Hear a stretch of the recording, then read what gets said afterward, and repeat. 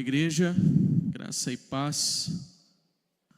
Abramos a palavra do Senhor, mais uma vez, no livro do profeta Oséias, agora no capítulo 3. Livro do profeta Oséias, o primeiro profeta menor, logo após o livro de Daniel, é o livro de Oséias. Oséias capítulo 3, nós leremos o capítulo todo, são apenas 5 versículos, e é o texto da nossa exposição nesta noite.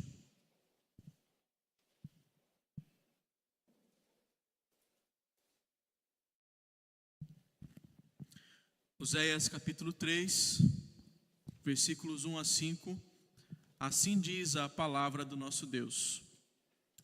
Disse-me o Senhor, vai outra vez, amo uma mulher amada de seu amigo e adúltera, como o Senhor ama os filhos de Israel, embora eles olhem para outros deuses e amem bolos de passas.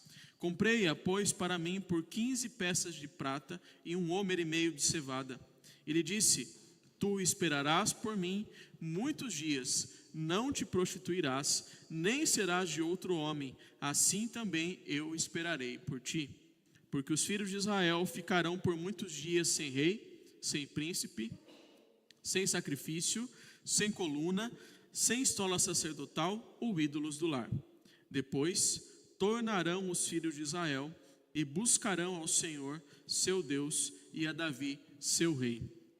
E, nos últimos dias, tremendo, se aproximarão do Senhor e de sua bondade. Até aqui a leitura da palavra.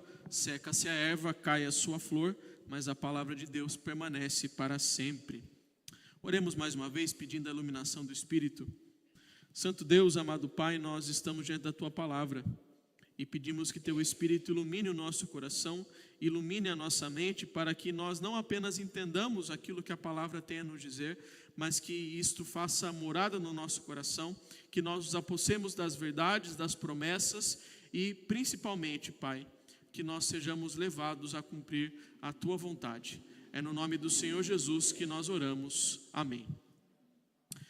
Eu vou começar este sermão como o pastor Caio tem começado os sermões dele, chamando a atenção das crianças da igreja. Crianças, prestem atenção naquilo que eu quero que vocês desenhem. Eu quero que vocês parem para pensar um pouco.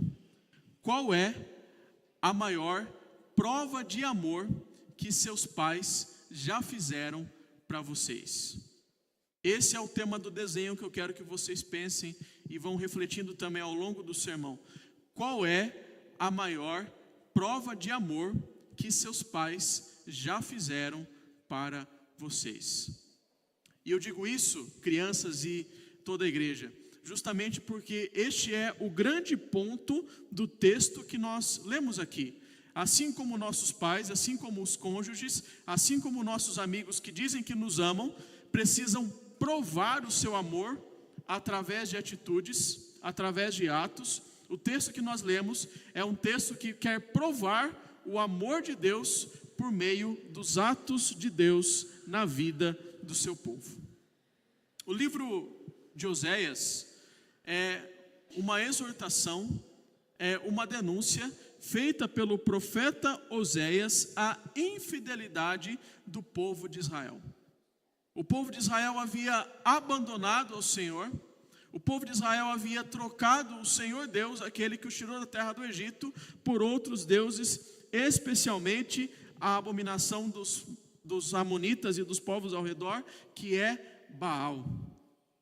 Eles então haviam abandonado o culto ao Senhor, haviam abandonado a verdadeira adoração para adorar a Baal, achando que se eles adorassem esse falso Deus, que como nós lemos e cantamos no Salmo 115, é um Deus de prata e ouro, é um Deus que tem olhos, mas não vê, que tem boca, mas som nenhum lhe sai da garganta. Eles acreditavam que se eles adorassem este Deus, eles seriam prósperos. E assim, Oséias denuncia este povo que abandonou o Senhor e seguiu após outros deuses. Mas é interessante porque os 3 primeiros capítulos de Oséias, que é a primeira parte do livro, o Senhor vai procurar denunciar Israel, exortar Israel por aquilo que tem feito no seu abandono para com o Senhor de um modo peculiar. Nos capítulos de 1 a 3 de Oséias, o Senhor vai comparar o povo de Israel com uma mulher adúltera, com uma mulher que abandona o seu marido. E não qualquer mulher, com a própria esposa de Oséias. Vejam o que diz o versículo 2 do capítulo 1 do livro de Oséias. Quando pela primeira vez falou o Senhor por intermédio de Oséias, então o Senhor lhe disse: vai, toma uma mulher de prostituições e terás filhos de prostituição, porque a terra se prostituiu, desviando-se do Senhor. E o versículo 3 diz: foi-se, pois, e tomou a Gomer, filha de Diblaim, e ela concebeu e lhe deu um filho. O Senhor então passa a tratar o relacionamento dele com o seu povo como o relacionamento de Oséias com uma mulher adúltera. Veja que o versículo 2 é claro em dizer: vai, toma uma mulher de prostituições e terás filhos de prostituição. Por quê? Porque a terra se prostituiu, desviando-se do Senhor. Então o grande tema e a grande exortação do livro de Oséias é: todo pecado que nós cometemos é uma traição contra o Senhor. Todo pecado que nós cometemos é um adultério contra o nosso Deus. Não é à toa que na figura tanto do Antigo como do Novo Testamento, nós estamos casados com o nosso Senhor. Nós não vemos no livro de Efésios que Cristo é o nosso noivo e nós somos a sua noiva? Nós não vemos em Apocalipse capítulo 21 que a igreja é a nova Jerusalém que desce adornada como noiva, preparada para o seu esposo que é Cristo? Assim nós estamos numa relação de aliança com o nosso Deus, e como Oséias denuncia no capítulo 6, o povo havia quebrado a esta aliança, assim como Adão já havia quebrado. E este é o grande ponto dos 3 primeiros capítulos.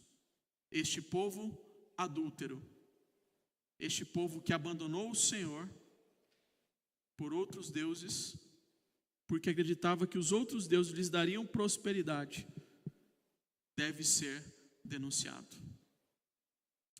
Mas não há apenas má notícia para este povo adúltero e infeliz. Há uma boa notícia. E a grande boa notícia que Deus tem para esse povo mau é o seu próprio amor para com eles. É o seu próprio amor para com eles. E assim, o nosso tema nesta noite é uma pergunta.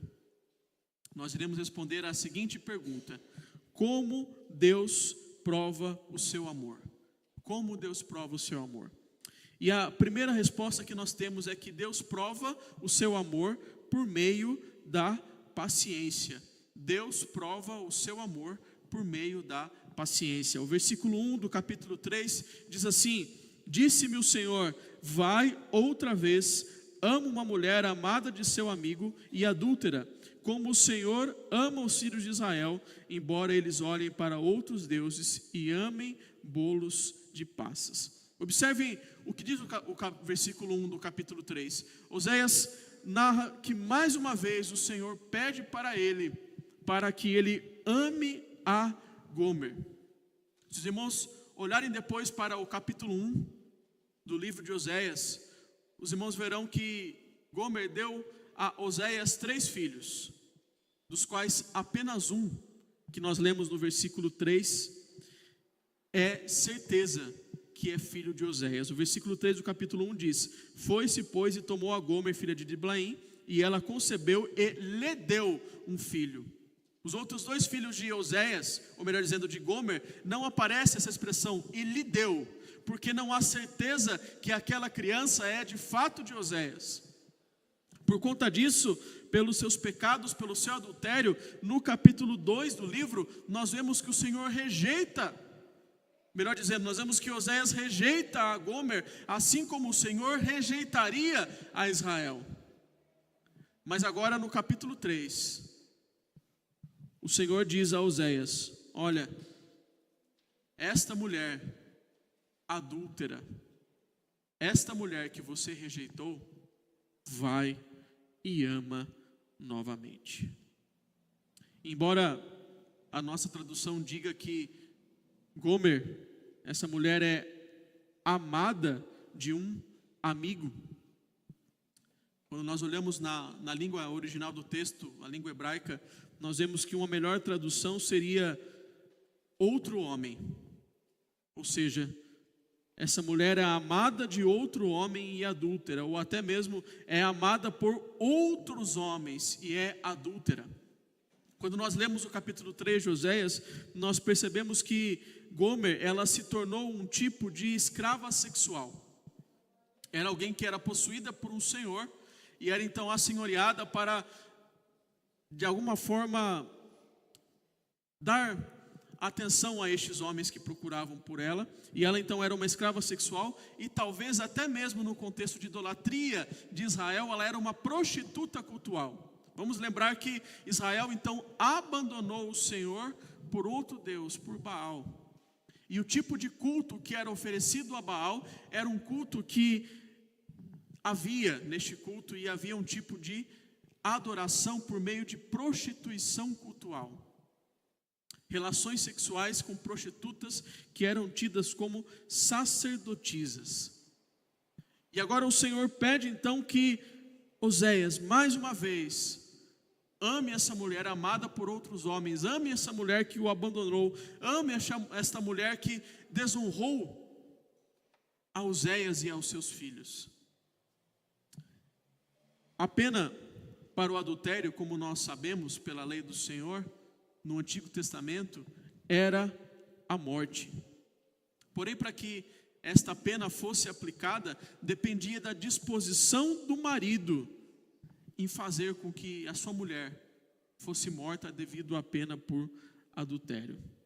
E aqui, o que o Senhor pede a Oséias é que ele faça diferente disso, que ele não faça com que ela cumpra o rigor da lei, mas que mais uma vez ele demonstre amor a ela.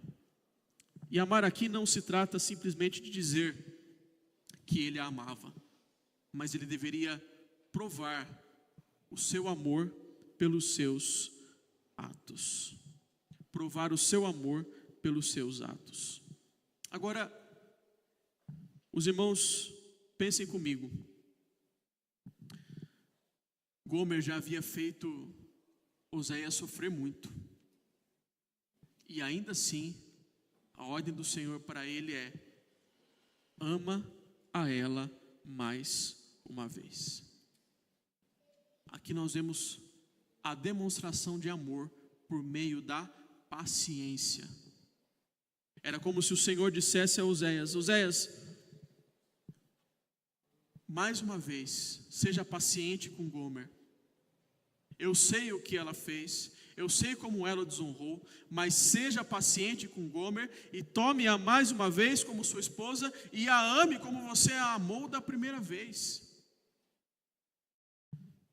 E com essa paciência que Deus requer de Oséias, porque, irmãos, pensem, por acaso é fácil perdoar um cônjuge adúltero?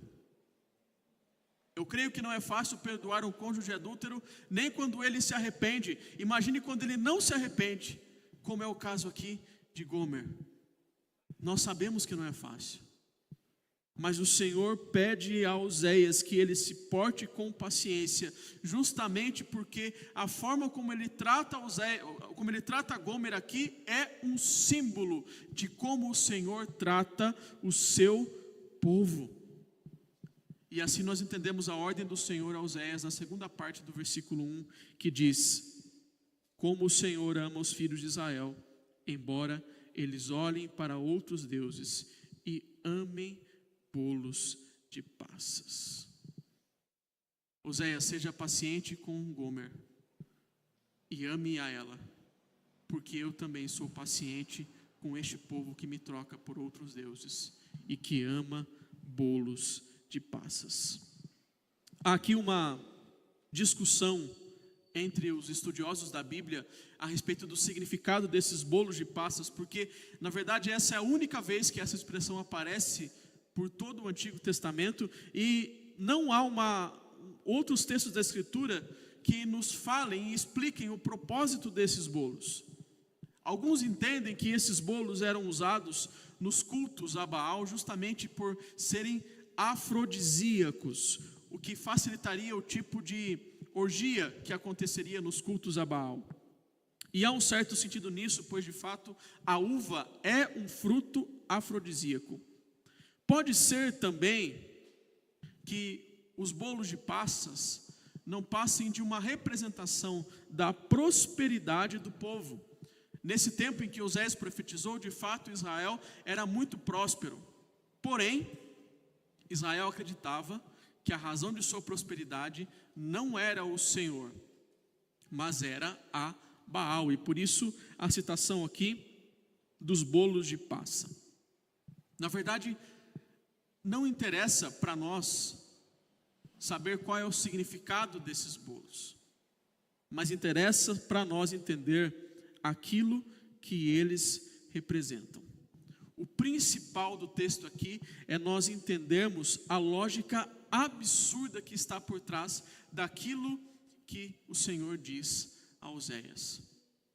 Porque, percebam, de um lado, nós temos o Deus Todo-Poderoso, aquele que criou os céus e a terra, e esse Deus Todo-Poderoso resolve amar um pequeno povo de escravos no Egito, e libertar este povo, e pagar o preço pela sua redenção, e livrá-los da escravidão, e lhes colocar numa terra que mana leite e mel, para ali eles adorarem a este Deus poderoso, e também serem prósperos e serem felizes em Deus. De um lado, nós temos este Deus, que deu tudo a Israel, que lhes entregou de mão beijada a terra que mana leite e mel. De um outro lado, nós temos um patético bolo de passas. E o texto diz que este povo rejeitou ao Deus Todo-Poderoso, porque ama bolos de passas. Os irmãos percebem a ironia de um povo que troca aquilo que é infinitamente bom por uma necessidade material, por uma necessidade que vai passar? É como um tio ou uma tia que não vê o sobrinho que ama muito há tempo, e quando ele se encontra com este sobrinho e quer demonstrar todo o seu amor e todo o cuidado para com ele, o interesse do sobrinho é apenas o caminhãozinho besta que ele ganhou de presente. É a mesma coisa. Israel troca o Rei dos Reis, o grande Deus acima dos falsos ídolos, por um simples bolo de passas. Irmãos, nós somos exatamente assim. O Senhor Deus nos ama e dá provas constantes do seu amor por nós. O fato de você estar aqui hoje adorando ao Senhor, cultuando ao Senhor e sendo abençoado por Ele é prova do amor que Ele tem por você. O fato de que você entende que Cristo morreu na cruz para pagar os seus pecados e te dar a vida eterna, e ter feito de você nova criatura, é prova do amor de Deus por você. Mas nós amamos os nossos patéticos bolos de passas mais do que ao Senhor. Nós amamos o nosso lazer mais do que o Senhor. Nós amamos mais o prazer do que ao Senhor. Nós amamos mais o dinheiro do que ao Senhor. Nós amamos mais os nossos desejos e o cumprimento deles do que ao Senhor. Muitas vezes nós dizemos assim: olha, eu poderia servir mais ao Senhor na igreja, eu poderia frequentar mais a igreja, mas eu preciso de tempo para mim. Eu preciso de tempo para descansar. E isso é apenas uma desculpa para não viver perto do Senhor. Nós precisamos tomar cuidado com os nossos bolos de passas que estão roubando o lugar de Deus em nosso coração e em nossa vida. Qual é a nossa sorte, por assim dizer, e a nossa bênção? É que o amor de Deus é realmente paciente. Na segunda carta que Pedro escreveu, no capítulo 3, versículo 15, ele diz assim: tende por salvação a longanimidade do nosso Senhor. Ou seja, essa palavra longanimidade significa paciência. Tende por salvação a paciência do nosso Senhor. Por isso aproveite, porque uma das grandes provas do amor que Deus tem para nós é a sua paciência. Quantos pecados que nós não nos arrependemos, e talvez ainda estejamos cultivando eles em nosso coração e em nossa vida, e ainda não foram devidamente punidos e disciplinados, porque o Senhor está sendo paciente, está sendo longânimo. Por isso, aproveite a paciência do Senhor para observar em seu coração quais são os seus bolos de passas, quais são os seus ídolos, quais são os seus pecados impenitentes, que você ainda não se arrependeu deles, para então você se livrar deles. E o texto segue no versículo 2, onde nós vemos que Oséias então cumpre a ordem do Senhor e ele compra mais uma vez Gomer, que era uma escrava sexual, e o versículo 2 diz assim: comprei-a, pois, para mim por 15 peças de prata e 1 homer e meio de cevada.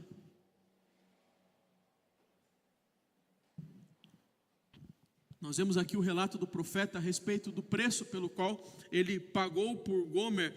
15 moedas de prata equivale aproximadamente a 85 gramas de prata. E 1 homer e meio de cevada equivale a 1 barril e meio de 42 litros. Um barril de 42, cheio de cevada, e outro meio barril com 21 litros de cevada, entregues para que ele pudesse pagar a sua esposa e tomá-la de volta. O que nós temos aqui, irmãos, é Oséias realizando a redenção da sua esposa. Eu tenho certeza que você deve ser familiarizado com a palavra redenção.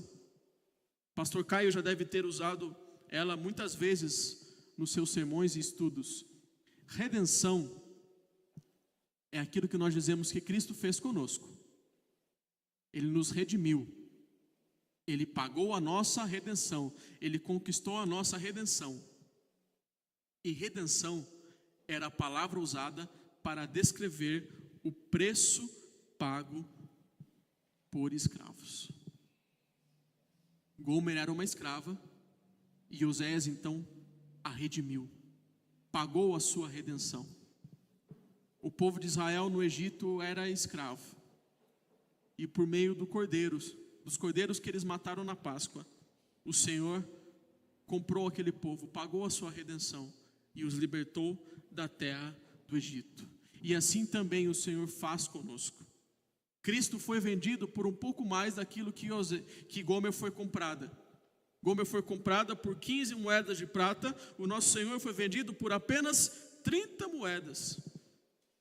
Mas apesar disso, o seu sangue, muito mais precioso do que prata ou ouro, ou de qualquer coisa corruptível, como nos ensina o apóstolo Pedro na sua primeira carta, mas com este sangue, ele comprou aqueles que procedem de toda tribo, língua, povo e nação para Deus. Com o seu sangue, Cristo comprou a nossa vida. Nós que antes éramos como esta mulher, escravos do pecado, vivendo cegos no tempo da ignorância. Os irmãos percebem que o amor paciente de Deus levou a entregar o seu próprio filho, como nós lemos em João 3,16, Deus amou ao mundo de tal maneira que deu o seu filho, para que todo aquele que nele crê não pereça, mas tenha vida eterna. O amor paciente de Deus levou Cristo até a cruz. Por isso, quando o seu coração se encher de dúvidas a respeito do amor de Deus, quando você por acaso acordar se perguntando: Deus me ama? Lembre-se que o amor dele por cada um de nós é tamanho, é tanto, que ele entregou o seu filho para resgatá-lo. Lembre-se que o amor dele é tanto por você, que ele não pune os seus pecados, que ele não te disciplina toda vez que você os comete, mas ele é paciente para que você se arrependa. Tende por salvação a longanimidade do nosso Senhor. Seja confortado com a verdade de que o amor de Deus é paciente, mas também valorize isso e procure viver uma vida que responde ao Senhor em gratidão a este amor paciente. Como Deus prova o seu amor? Em primeiro lugar, por meio da paciência. Mas em segundo lugar, Deus prova o seu amor por meio da disciplina. O Senhor também demonstra o seu amor ao aplicar disciplina ao povo. O versículo 3 diz assim: Ele disse: Tu esperarás por mim muitos dias, não te prostituirás, nem serás de outro homem, assim também eu esperarei por ti. Veja que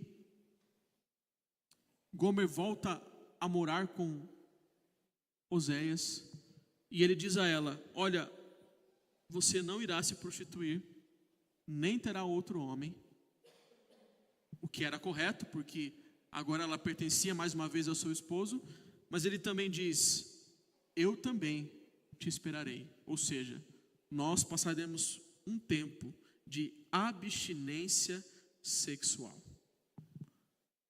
E essa abstinência de relação entre Oséias e sua esposa provavelmente se deve ao próprio estado mental e físico de Gomer. Ela era uma escrava sexual. A cabeça dela não estava boa, a mente dela não estava bem, o seu coração estava contaminado. Mas percebam como isso é representativo daquilo que o Senhor faria com Israel. É o que diz o versículo 4. Porque os filhos de Israel ficarão por muitos dias sem rei, sem príncipe, sem sacrifício, sem coluna, sem estola sacerdotal ou ídolos do lar. Há aqui uma profecia por um período onde Israel não seria mais uma nação política constituída, como de fato aconteceu com a invasão dos assírios.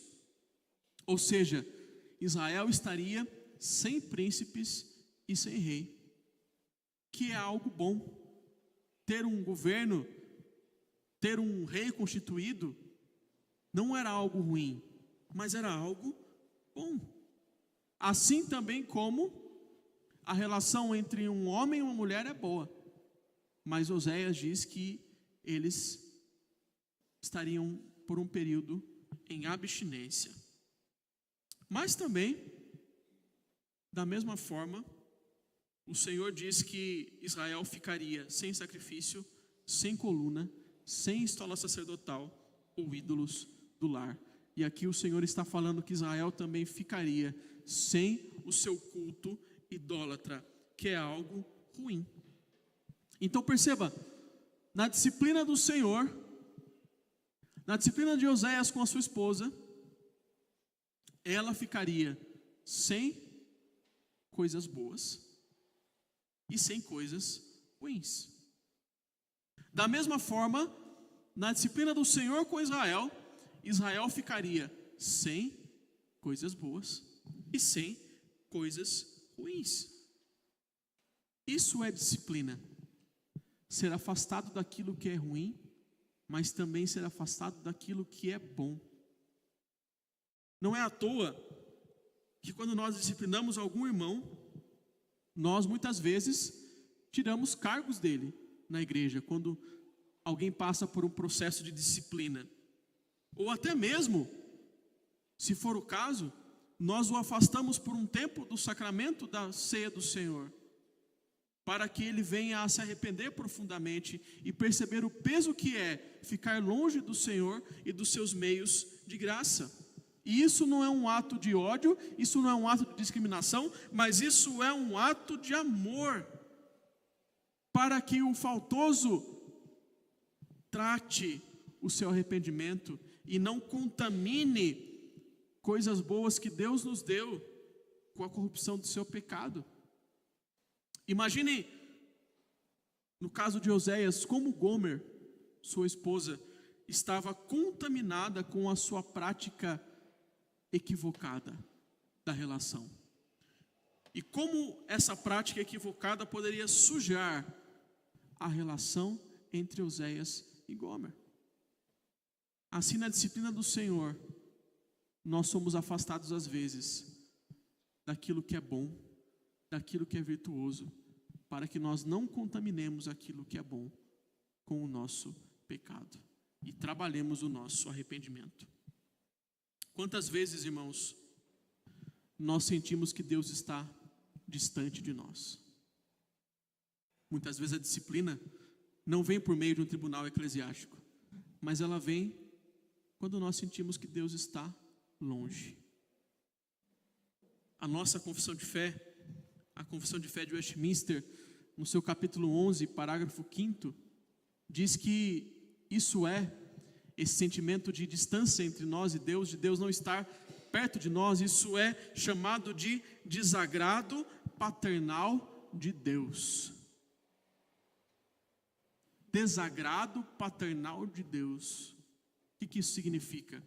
Sabe quando o pai ou a mãe se entristece com o que nós fizemos de errado, que ele passa um tempo sem falar conosco, sem nos dirigir a palavra, para que nós sintamos o peso do pecado? Às vezes, quando nós sentimos que Deus está longe, quando, como diz a confissão de fé, Deus afasta a luz do seu rosto, é para que nós percebamos o peso do nosso pecado e nos arrependamos. Isso é desagrado paternal. Gomer precisava sentir o peso do seu pecado, por isso Oséias se afastou dela. E o Senhor se afasta de nós muitas vezes, porque precisamos perceber o que está errado em nossa vida e precisamos nos arrepender. Devemos lembrar, irmãos, que o trato de disciplina que o Senhor tem conosco é prova, não de que Ele não nos ama, mas é prova do seu amor por nós. Eu quero que você deixe sua Bíblia marcada em Oséias e caminhe comigo para a carta aos Hebreus, capítulo 12, versículos 7 a 11. Carta aos Hebreus, capítulo 12, versículos 7 a 11.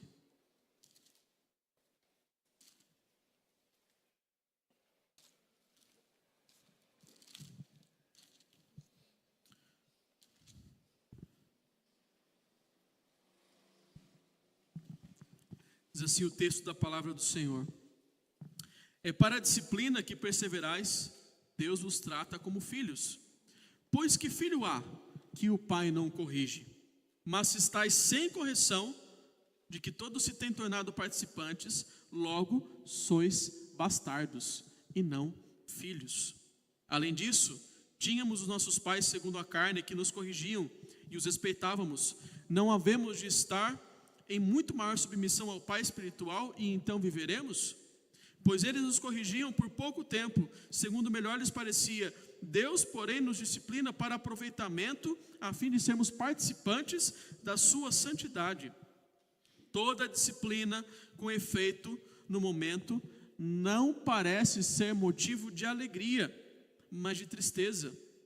Ao depois, entretanto, produz fruto pacífico aos que têm sido por ela exercitados, fruto de justiça.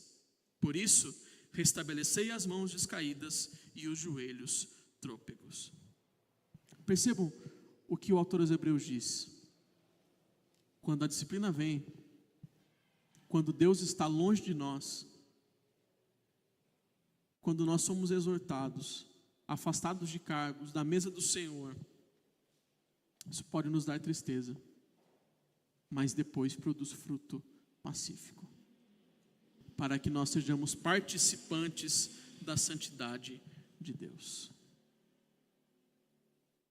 Quando nossos pais se afastavam de nós, nós pensávamos: poxa, eu realmente pisei na bola. Da mesma forma, quando o Senhor vira a luz do seu rosto e nos afasta daquilo que é bom, nós percebemos o quão mal nós somos e precisamos então nos arrepender. Lembre-se disso. Com a disciplina do Senhor, Ele nos livra da corrupção do pecado.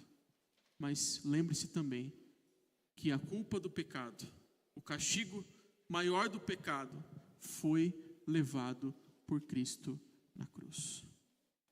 A nossa disciplina aqui, quando o Senhor trata conosco, é suportável, justamente porque aquilo que nós não poderíamos suportar, que era a eternidade no inferno, o Senhor pagou por nós na cruz. Como Deus prova o seu amor? Em primeiro lugar, por meio da paciência. Em segundo lugar, por meio da disciplina. E em terceiro e último lugar, Deus prova o seu amor por meio da restauração. Deus prova o seu amor por meio da restauração. E a grande verdade, meus amados, é que a grande prova do amor de Deus por nós é de fato a restauração.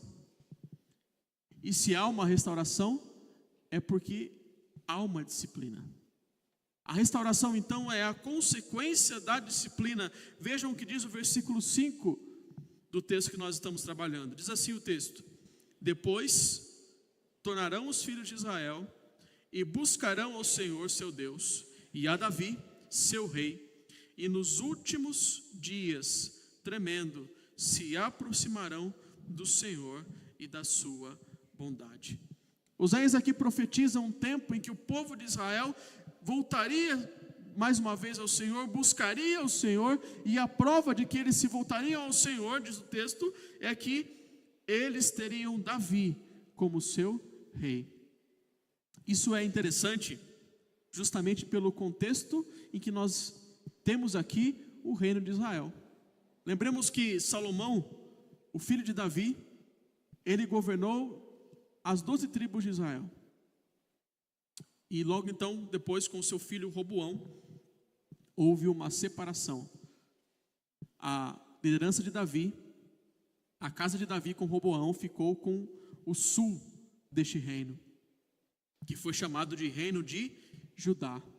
E as 11 tribos tiveram outras dinastias e outros reis ao norte. E para essas 11 tribos, para o reino de Israel, o qual Oséias profetiza, era algo terrível estar debaixo de Davi, debaixo da casa de Davi, mas o Senhor diz que justamente aquilo que eles evitam é a solução para eles, é a sua restauração. A prova de que eles estariam novamente restaurados e com o Senhor é que eles se submeteriam ao reinado de Davi.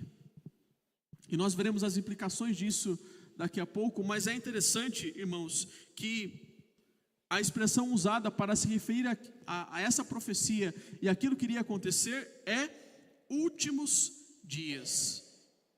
Diz o versículo 5: e nos últimos dias, tremendo, se aproximarão do Senhor e da sua bondade.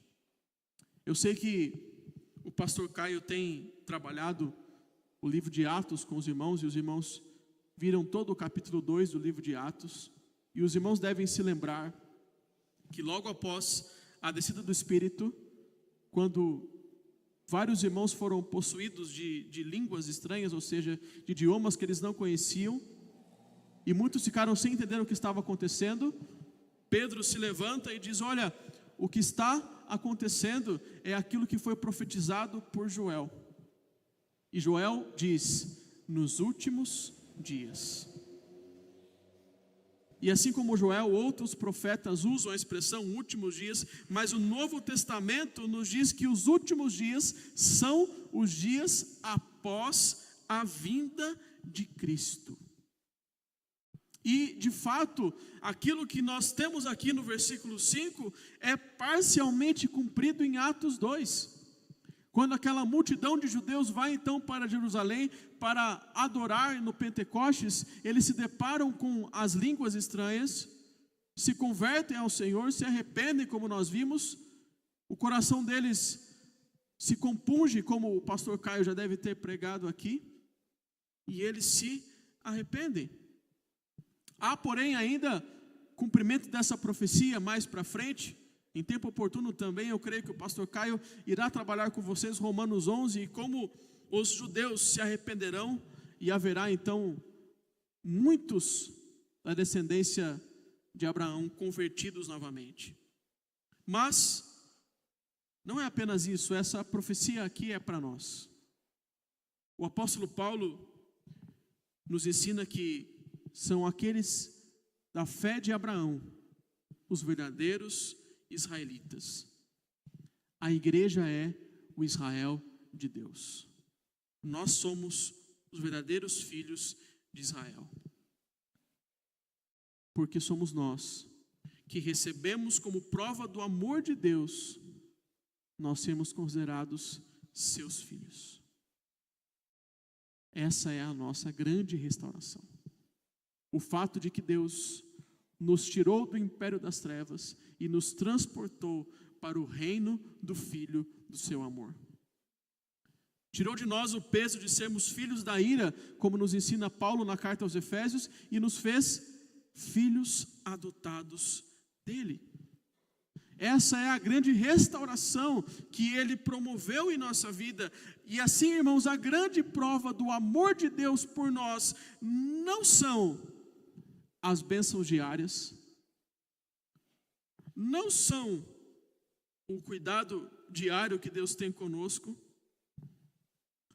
A grande prova do amor de Deus por nós não é aquilo que Ele dá quando nós pedimos em oração e nos atende, mas a grande prova do amor de Deus por nós é o fato de nós termos nascido de novo. É o fato de nós termos um dia o buscado na conversão e estarmos debaixo de Davi. Porque o nosso Senhor, o nosso cabeça é Jesus Cristo, o filho de Davi. Por isso também a importância deste dia aqui, do domingo. Como é que nós costumamos chamar o domingo? Como é que a Escritura chama o domingo? Dia do Senhor. Dia do Senhor Jesus Cristo. Quando nós nos dispomos a dedicar esse dia a Ele e estar aqui para adorá-lo, nós estamos dizendo que provamos do amor de Deus por nós e nos submetemos a Davi, ao filho de Davi, o Senhor Jesus Cristo. E por isso, não negligencie esta marca e continue a dedicar o dia do Senhor ao Senhor, porque Ele merece esse dia. E se há algum irmão aqui, se há alguém aqui que precisa ter a sua relação com o Senhor restaurada, lembre-se dessas verdades. Lembre-se, meu querido, que Deus é paciente com você. Que mesmo que você esteja afastado dEle, mesmo que você esteja distante dEle, vivendo uma vida de pecado e de amor ao pecado, Deus é paciente com você. Se arrependa, volte-se para Ele, volte-se para a luz do seu rosto, e o Senhor o receberá de braços abertos e o restaurará, e, tremendo, você se aproximará da bondade do Senhor. Como Deus prova o seu amor? Em primeiro lugar, Ele prova o seu amor por meio da paciência. Em segundo lugar, ele prova o seu amor por meio da disciplina. E em terceiro lugar, ele prova o seu amor por meio da restauração. E agora eu queria concluir este sermão fazendo uma leitura do Novo Testamento na carta aos Romanos, capítulo 8. Carta de Paulo aos Romanos, capítulo 8. Nós leremos os versículos 31 a 39. É um dos textos mais bonitos a respeito do amor de Deus por nós.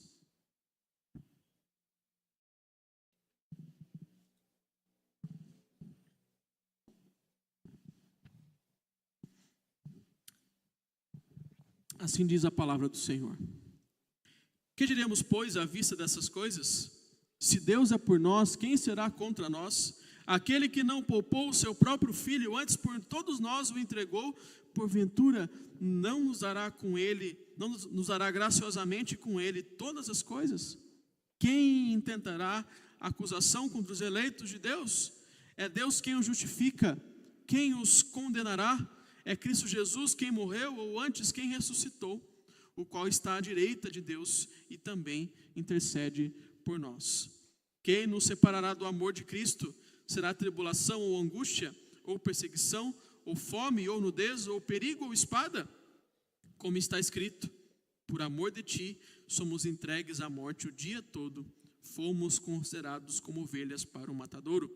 Em todas estas coisas, porém, somos mais que vencedores por meio daquele que nos amou, porque estou bem certo de que nem a morte, nem a vida, nem os anjos, nem os principados, nem as coisas do presente, nem do porvir, nem os poderes, nem a altura, nem a profundidade, nem qualquer outra criatura poderá separar-nos do amor de Deus que está em Cristo Jesus, nosso Senhor.